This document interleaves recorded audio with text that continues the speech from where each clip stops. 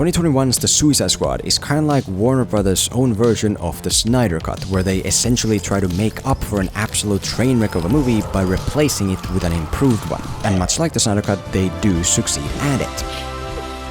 Now, exactly how well do Warner's and writer-director James Gunn succeed at it, I'll leave that up to you, but comparing this new Suicide Squad to the core problems of the old one, which we covered here a couple years ago, there has been a lot of improving done. For example, one of the central issues with the original movie was how it straight up degraded already established characters by forcibly squeezing them into the mold it wanted to portray. Like having Batman attack Deadshot when he's with his daughter, even though that in her eyes basically makes Batman a mirror image of the guy in an alley that took away his parents. I don't want to do this in front of your daughter. Or like having the Joker just openly hang out at nightclubs and dress like he's about to head off to star in a Skrillex music video about purple Lamborghinis, which of course he did. My disappointment is immeasurable, and my day is ruined.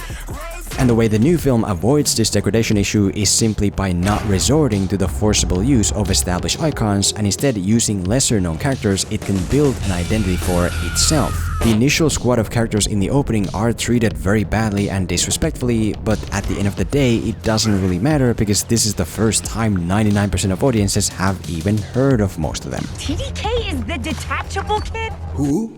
I mean, the only exception being maybe Harley Quinn, who for some reason Warner's is determined to portray as a dum-dum acting on impulse as opposed to purposeful intention. But at this point, I guess it just comes down to personal preference. If you prefer Harley to be less of a smart wolf disguised as a dumb sheep who uses her wits and special set of skills to commit realistic actions, and more of an unrealistically overpowered idiot who can inexplicably turn into an invulnerable John Wick, for example, fair enough.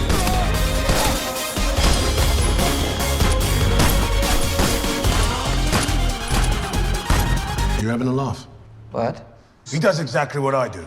But so essentially, in style of this first example, let's contrast the new Suicide Squad to the rest of the key problems of the original, to not only see how exactly it improves on them, but also to hopefully in the process learn a couple useful tips about how to make a movie that is less like this and more like this. Oh, and also, even though I'm not continuing the one DC disaster scene playlisting here, I do want to once again encourage people asking about it to start making videos about movies anyway, if that's what you're interested in. But I'll touch more on that after we first get some perspective.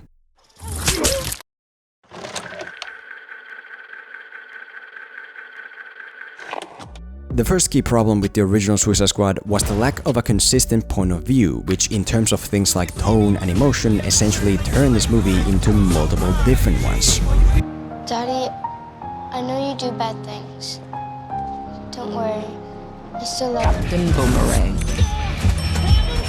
And the way the new version solves this problem is by anchoring its story and events in a specific point of view that keeps things in a consistent perspective. If you look at the opening told from the eyes of Michael Rooker, for example, you can notice that no matter how insane or unrealistic things might get, it all still remains grounded in one consistent tone of sane realism. When we meet the other members of the team, we do it through Rooker's rational POV, which allows us to view everything through the same lens. That all these people are crazy, that this mission as a whole is crazy.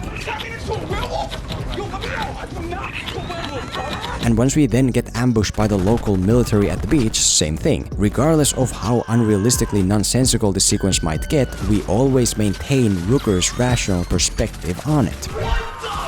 The perspective that the army slaughtering us is a big deal, that people dying is a big deal, that what's happening right now can be viewed as a serious, dangerous threat. See, if Rooker, for example, died halfway into the battle and we then jumped into Harley Quinn's point of view instead, all that sense of danger and threat would be gone, because in Harley Quinn's irrational perspective, it doesn't exist. Suddenly, it would feel like a whole other movie, like for a moment happens later in the story. But because Rooker doesn't die halfway and instead maintains his more realistic anchoring POV all the way to the opening's end, so too maintains the more rational tone that comes with it.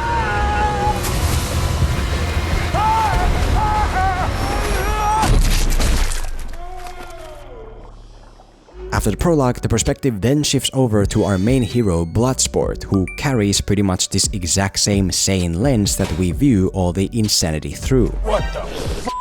And in addition to just tonal consistency, you'll notice that it also keeps the plot of this movie as more of a progressive series of interconnected steps rather than a disconnected collection of individual occurrences. For example, when Bloodsport's team has arrived in the country they're trying to infiltrate, he wakes up in the middle of the night to see one of his squad mates about to eat another, and then has to act.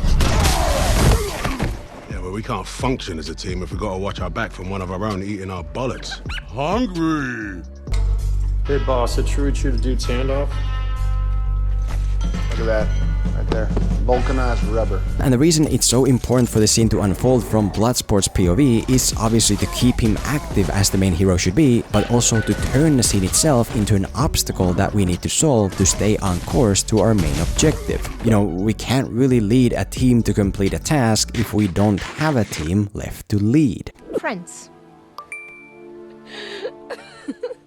All in all, if your main hero just leaps through the events of your movie, not only will the audience wonder why they're the main hero in the first place, the events themselves can also very easily feel like brief standalone moments that carry no larger purpose. So try to involve your main hero in the plot events as much as you can. But perhaps the most important part of a consistent perspective is how it allows emotions to actually connect and resonate. Like for example with the Ratcatcher's sad story about losing her dad that we learn on our car ride to town. My father's burdens became too heavy to carry, and he was gone.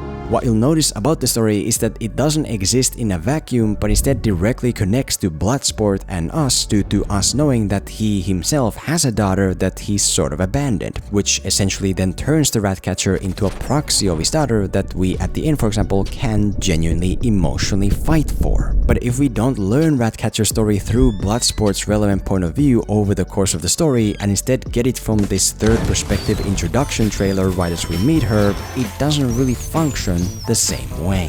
To be clear, it's totally fine to view things from other perspectives to better understand them, as well as have multiple main perspectives depending on the size of the story, but the way emotion can actually truly resonate is when it's generated through a close and relevant first-person view. It's easier to care about King Shark's loneliness when we learn about it by at the same time being out having a good time with all the human squad members, in a way that we can put it in perspective. Because no matter how great your story and characters may be, if they're all established through their own individual disconnected third-person view mini-trailers right away, odds are that they're not so great at all.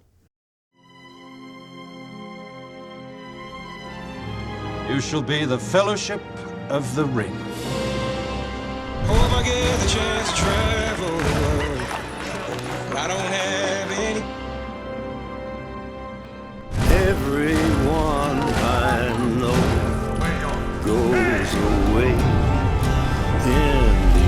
But before we move on, to address the one DC Session Scene playlisting, we're not doing it this time, but I still want to take a moment to encourage everyone to start making videos about this movie or any other if that's what you're interested in. And to answer the common question of how to begin, I'm once again joining forces with Skillshare, an online learning community hosting thousands of educational classes on everything from filmmaking to animation to web design to photography to, of course, making YouTube videos about movies. If you need to learn how to edit these videos with the software you have, this site has got you covered. If you need to learn how to structure and write these videos, this site has got you covered. Pretty much whatever the new skill or talent it is you want to learn, movie related or not, this site's core purpose is to teach you. I forced Skillshare to sponsor a free 1-month trial to the first 1,000 viewers who click the link below, so check them out if you have a particular skill you've been looking to learn. Helps you as well as me, so there you go.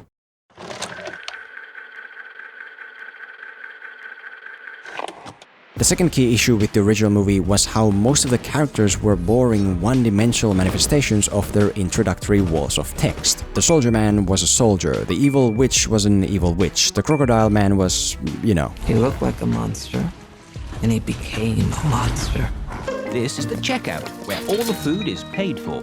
And the first obvious way the sequel gives its characters more realistic, deeper layers is by giving them actual arcs, where they start out with a core flaw and then throughout the story grow over it to become someone entirely else. If you take Bloodsport for example, you can see that he starts out exactly like Deadshot, in that he's a bad guy assassin in jail with a daughter left on the outside. But instead of it being just that at face value, the relationship here is actually a bit different.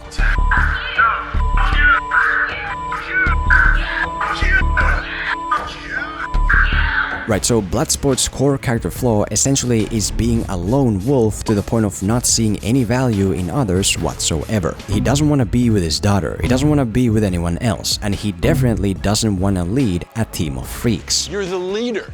You're supposed to be decisive. I've decided that you should eat a big bag of how's that? But what ultimately ends up happening is exactly that. Not only does he learn to care about others through the girl serving as a proxy of his daughter, he also learns to become the decisive leader he never saw the value in being. Harley, take the high ground. Now wait. Monster is Num-Num. Pablo, you see who that is? It's your mom! And you'll find arcs of growth like this in many of the smaller characters as well, to make them feel like real people whose journeys we can really care about. We have Polka Dot Man, who hates life because he literally can't get his abusive mom out of his head, ultimately learning to stand up to his mom in a way that he can find the positive side of life once more. I'm a superhero!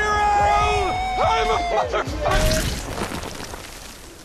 We have King Shark, who suffers from depressive loneliness, ultimately finding a real group of friends by learning not to eat everyone he meets. No, that Num-Num no. No, it's not Num-Num. We have Ratcatcher, who mostly just sleeps through her meaningless existence, ultimately learning to find her missing purpose. Rats are the lowliest and most despised of all creatures, my love. If they have purpose, so do we all. I mean, we even have Amanda Waller's slave-like office workers ultimately rising up from under her thumb, which sadly enough makes even them feel more like real people we can care about than almost everybody in the original. Y'all don't mind.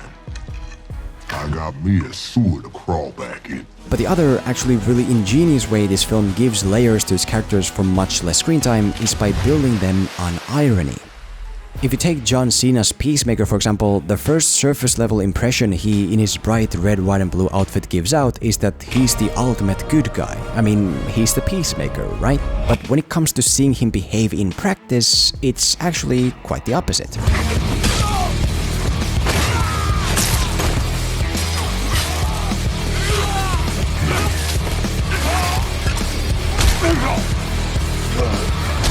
I cherish peace with all my heart. I don't care how many men, women, and children I need to kill to get it. Yeah, so the Peacemaker in actuality is more ruthlessly deadly than the contract assassin called Bloodsport, to the point where he's willing to murder people in their sleep and execute a little defenseless girl, all in the name of quote-unquote peace. And it's that ironic contrast of who the character is supposed to be versus how he actually behaves that makes him, if not great, then at the very least interesting. Colonel, I got a clean shot on the only one in the office. Just give the word. You know, we have a giant shark monster who behaves like a cute little puppy longing for friends even when he's eating them. We have a weak, insecure man-child who can insta-kill you. We have a guy with an incredible supernatural ability that's pointless. Overall, we have a bunch of characters, both human and non-human, who should be one way but then end up being anything but.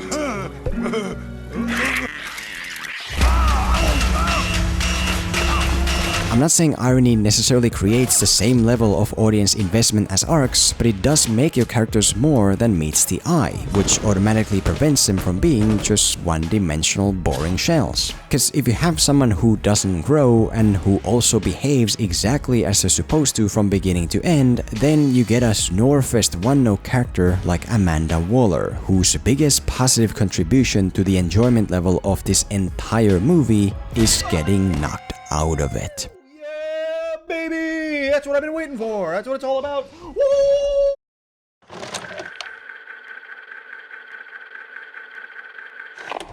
The third key issue with the OG Suicide Squad was its unconvincing way of telling everything instead of showing it, to the point where the central love story of the movie was created solely by saying it so. I assigned him to watch Dr. Moon, and just as I hoped, it got personal. I have the witch's heart, and Dr. Moon has his. Whereas the sequel puts in the effort to actually prove what it wants to convey. The most obvious example of this being the title Suicide Squad, which isn't earned just from Will Smith saying it, but instead from the fact that the movie very specifically begins with, well... All my friends are dead! All my friends are dead! Got kicked in the head! All my friends are dead! All my friends are dead! Yeah, so it's much easier for the audience to buy into the main concept of going on a suicide-level mission when characters on that mission are actually dying. It's much easier to buy into the severity of the head charges when they're not demonstrated by some random dude who runs off for no reason, but instead by our POV character who has an actual reason to be running.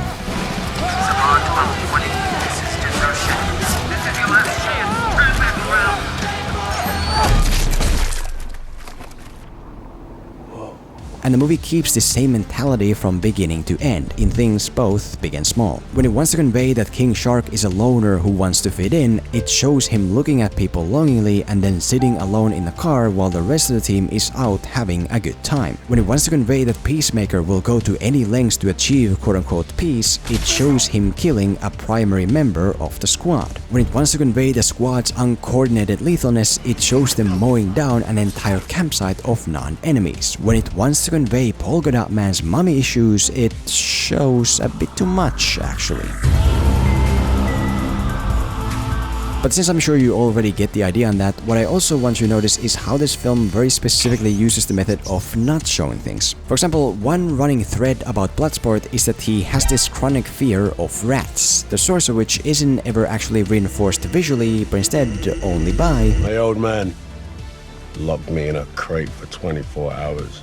And it was full of starving rats. And the result that follows is that this fear of rats as a whole isn't so much something for the audience to take seriously as it is more of a running joke for them to laugh at, because it's essentially a deadly assassin being scared of a tiny rodent for no real established reason. But if, on the other hand, it was established with an actual flashback of a little abused boy being mauled by a pack of hungry rats, it most likely wouldn't be so funny anymore.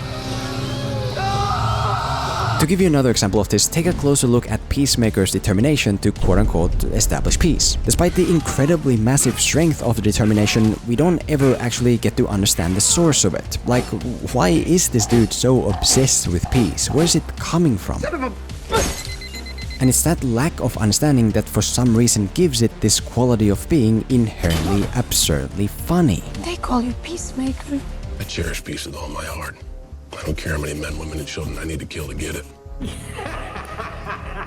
This isn't always the case though. We have no idea why Amanda Waller is so determined to do all this stuff for her country, and yet there's nothing funny or entertaining about her either. So I guess what it ultimately comes down to is the zany outlandishness of whatever it is you're trying to convey, which actually is a very useful lesson to learn. If you want the audience to take something seriously, then you need to show it to them. But if you, on the other hand, want that something to be there for the audience to laugh at, then a lack of convincing proof can actually in some cases increase its comedic zaniness. I assigned him to watch Dr. Moon, and just as I hoped, it got personal. Are you gonna kiss me or not?